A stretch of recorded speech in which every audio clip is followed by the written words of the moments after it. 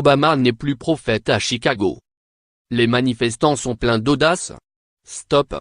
Ce qu'ils veulent arrêter n'est rien de moins que le projet phare de Barack Obama, la bibliothèque présidentielle qu'il a choisi d'installer dans ce South-Side de Chicago où il a fait ses classes en politique, le monument qui rappellera à la postérité que 143 ans après l'abolition de l'esclavage, un Noir a accédé à la présidence des États-Unis.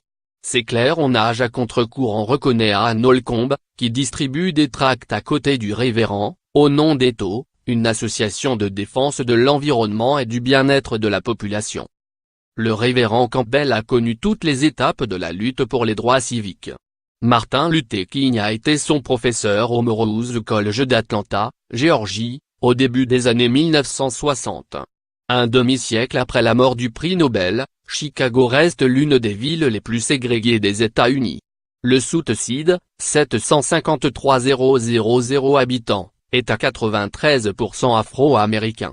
Le Lincoln Park, dans le nord, à 80% blanc.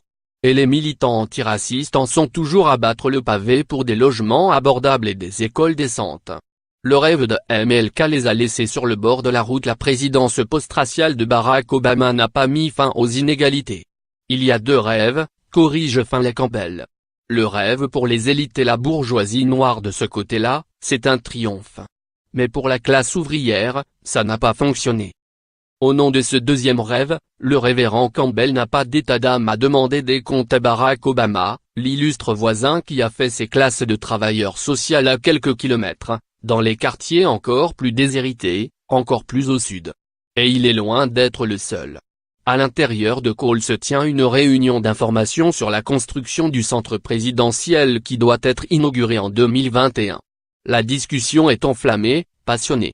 On s'y accuse de racisme, d'élitisme, de court-termisme.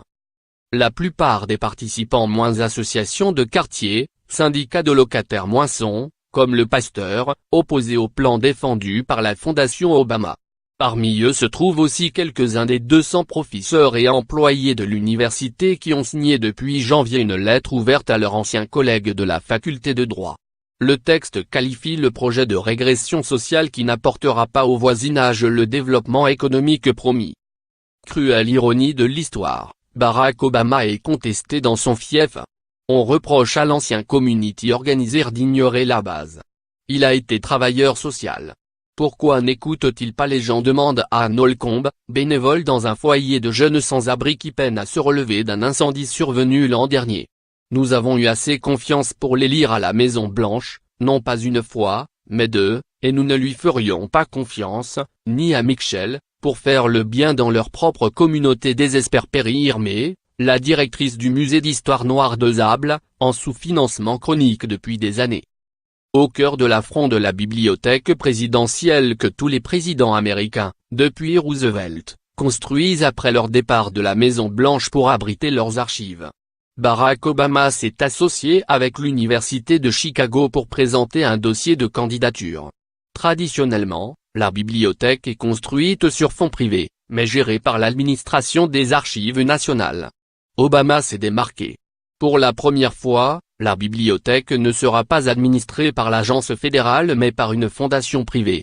Et le projet est rebaptisé Centre présidentiel. Il inclura une tour de 71 mètres de haut, un forum de conférences où l'ancien président espère former les jeunes leaders mondiaux de demain, un studio d'enregistrement, un centre de sport, un jardin communautaire. Et même une colline artificielle où les enfants du quartier pourront venir faire de la luge, un souhait, dit-on, de Michelle Obama, qui a grandi à 3 km de là. Un véritable Obamaland, a prédit le Chicago Sun-Times. Barack Obama n'a pas choisi une poche désolée de son ancien quartier. Le maire de Chicago, Rahm Emanuel, qui fut son premier directeur de cabinet à la Maison Blanche, lui a offert un terrain d'exception, Jackson Park, le vaste espace vert des bords du lac Michigan, dessiné par le paysagiste Frederick Law Olmsted pour l'exposition universelle de 1893. 8 hectares, dans un parc qui en compte 202, mais pour les opposants c'est un précédent dangereux. Un cadeau de 95 millions de dollars, 77 millions d'euros, à une institution privée, dénonce Javanza Malone, le directeur de l'association Camp Wodo Oakland Community Organization. et un cheval de Troie pour la gentrification. De fil en aiguille, le quartier a découvert que l'aménagement des axes routiers allait coûter 175 millions aux contribuables. Qu'un parking était prévu sur Midway Plaisance, une esplanade dessinée, elle aussi, par Olmsted, les promoteurs ont dû battre en retraite. Que les 2 petits golfs publics prolongeant Jackson Park allaient, parallèlement, être remplacés par un parcours privé dessiné par T.J. Wood, où les pros jouiraient d'une vue d'exception sur le skyline de Chicago. Et que l'Université de Chicago, institution privée et puissance immobilière locale, avait prévu de construire un hôtel de luxe et un centre de conférences. Déjà, les prix de l'immobilier ont grimpé dans le voisinage, alors que les personnes âgées ont déjà du mal à payer les impôts locaux. Le 27 février, l'ancien président a fait une apparition surprise au centre de convention de McCormick Place pour réfuter les critiques.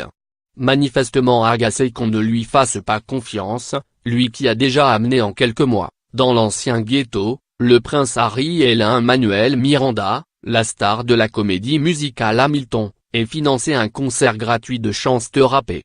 Il a répété tous les bienfaits attendus du projet 7000 emplois, des retombées annuelles de 177 millions de dollars, des contrats attribués en priorité aux entreprises dirigées par des Afro-Américains. Quant à la gentrification en 28 ans à Chicago, je n'ai pas remarqué que le problème du South Side ait jamais été un excès de développement ou d'activité économique, a-t-il épinglé. L'ex-président connaît pourtant bien les sensibilités dans son ancien quartier. L'histoire du South Side est celle d'une politique de ségrégation et d'abandon. Entre 19